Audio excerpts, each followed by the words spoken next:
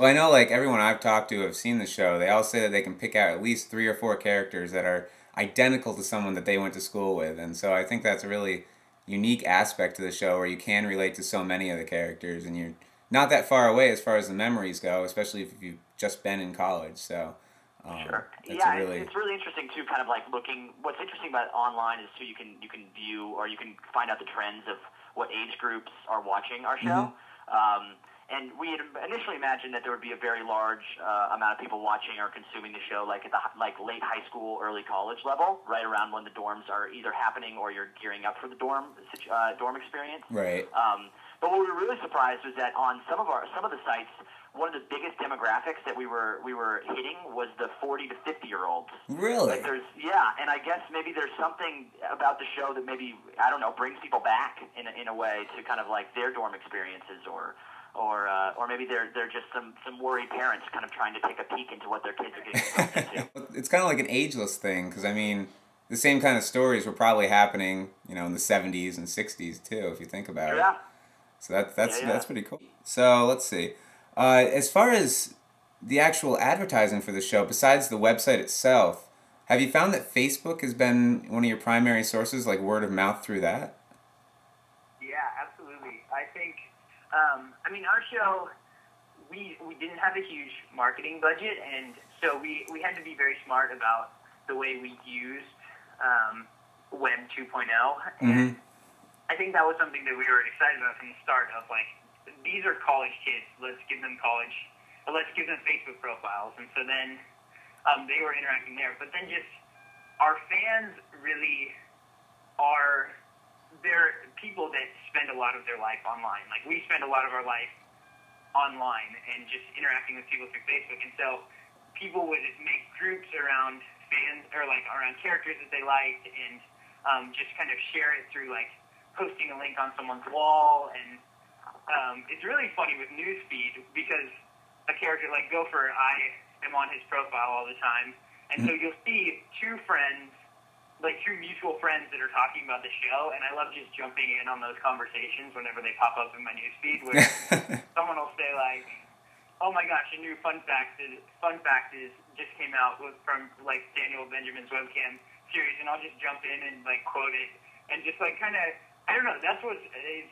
I think our fans get a kick out of that interaction, but it's also been a huge way for us to spread because I think you trust your friends, and rather than just kind of someone like an advertisement that you see telling you this is a new funny show, if your friends are like, you have to check out the show, it's just like our life, then you're going to check out that show. And so we really relied on our fans a lot to spread the word to each other, and it made a huge difference for us just in terms of getting spikes in viewership when fans would create events and just kind of, if two of your friends, I mean, if Gopher is picking up on people writing on each other's walls, then I'm sure that their actual friends who really know them are seeing these kind of interactions and being like, I got to check out this show as well, or at least I would hope so. Definitely. No, that's what worked for me. Like Marshall added my friend Casey, and she ended up being his 1,000th friend. And so he put it up as a status or something that has a special part in his heart for Casey for being his 1,000th friend or whatever. And she got the biggest kick out of that when she saw it. It was awesome. That's what gets us really excited too. Is like that the web is almost it's bringing entertainment to like a whole nother level, and it's allowing people to get that sense of ownership over shows, and like that's what kind of got us so excited about it was that for us, like I mean, if we were to watch 30 Rock or The Office and be able to actually interact with the characters, the actors playing these characters, and what that would mean would be just this level of almost influence over the show or what you're consuming, and just kind of feeling like you're a part of this dorm floor in a way. And the Marshall 1,000th friend is a very funny example. I know Gopher and Shane got invited to prom one time. Oh, really? Is that right? Yeah, like those sort of interactions are very fun for us, and it's funny. Like I totally remember when Marshall got his 1,000th friend.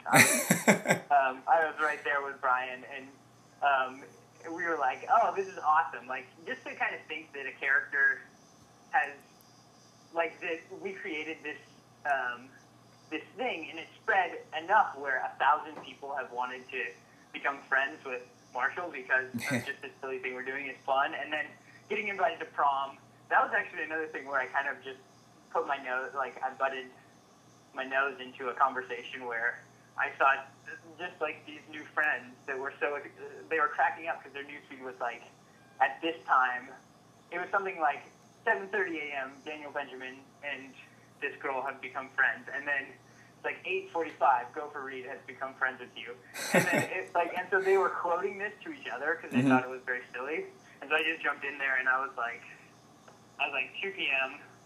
like Gopher Reed writes on your wall, and then we just started having this back and forth that eventually went to kind of like a 8 p.m. like. It was my friend Clara was like, Clara invites you to prom, and I was like, dude, 10 p.m. Gopher Reed accepts.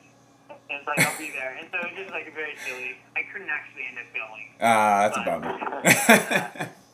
Those interactions are just, I think they're more fun for us than for the fans involved, and so I hope that everyone is enjoying getting to interact with us because I know we get a kick out of it and really enjoy that. I've never gotten so much relationship advice in my life. When it came to the Brit situation, right. Honestly, I feel like I've learned so much from everybody. It's amazing. Everyone's giving me advice about how to handle the Brit court situation. Yep.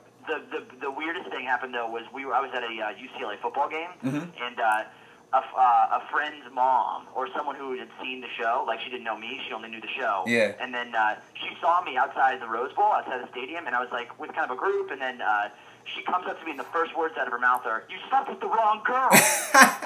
And then this whole group, like everyone just like stops and looks over at me, and I have like no idea who this person is or what she's talking about, and then everyone's just kind of judging me immediately. But then she went into like talking about how, hey, you should not have slept with Courtney. I tried to make it clear that it was not explicit that I slept with her, but there was but people now it's breaking into the real world. Yeah, definitely. You've created like living beings out of the internet almost. Right, exactly. It's like weird science. Yeah. So, as far as your characters go, do you find that you have a lot in common with your characters, or are they just kind of ones that you developed and then kind of fit yourself into? That's a good question. Yeah, that is a good question. I think we definitely kind of developed the ideas of the characters before assigning them to anyone. Of just kind of, if it's like the guys that always drink on the floor, the kind of the sheltered kid who doesn't know very much, the really excited girl who just wants the floor, like is kind of like forcing memories. All those things, we created those not based around any one person, but really kind of there's pieces I feel like of me in Daniel Benjamin, Mike, and Gopher, definitely like of just these are.